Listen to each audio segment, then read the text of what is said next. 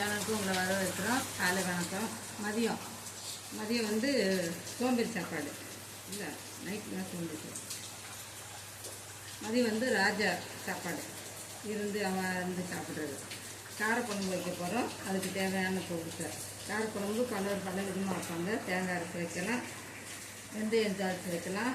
இது வந்து நான் வெந்தயம் தாளித்து இன்றைக்கி கடுகு போட்டு காய் வச்சு வைக்க போகிறேன். இப்போ தேவையான பொருட்கள் வாங்க பார்க்கலாம். இது கத்திரிக்காய் சின்னதாக கழுவி கட் பண்ணி வச்சுருக்கேன்.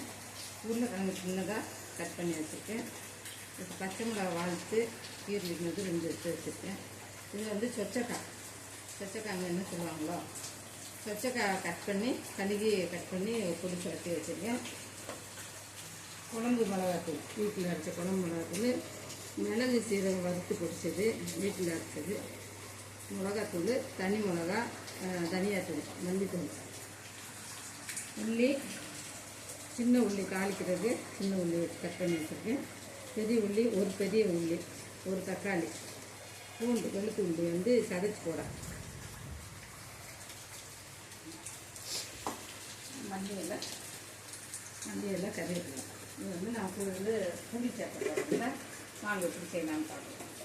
இந்த கடுகு, கொஞ்சம் வெந்தயமும் போட்டு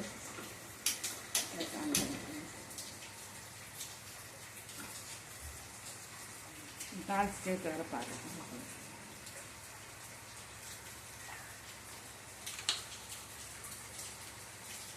காரசாரமாக மழையாக இருக்குது எல்லாம்.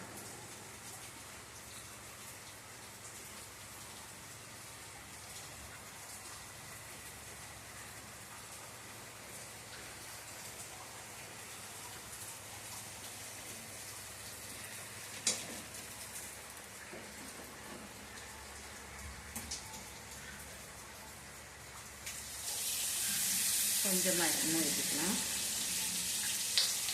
கடுகு தாளிச்சோம்.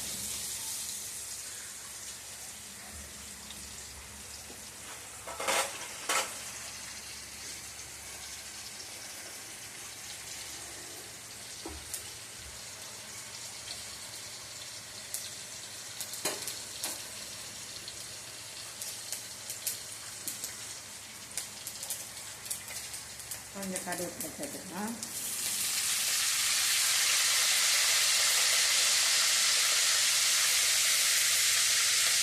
இதெல்லாம் ஒன்றா தாளித்து வைக்கலாம். 2வது தாளித்து தேவையில்லை.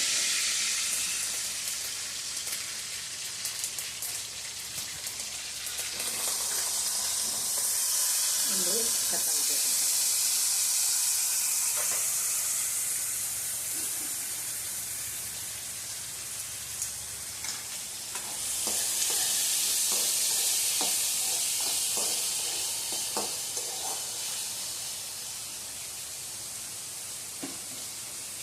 தக்காளி வதங்க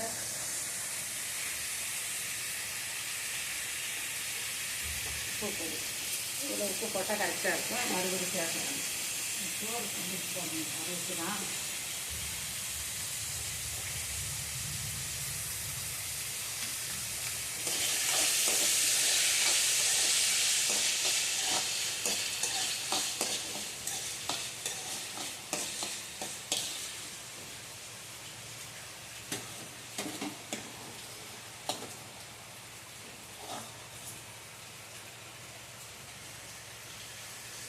இதுவே காய் சேர்த்துக்கலாம். கத்திரிக்காய், உருளைக்கிழங்கு, பச்சை மிளகாய், எடுத்து ஆட்டி வச்சது, சொச்சக்காய்,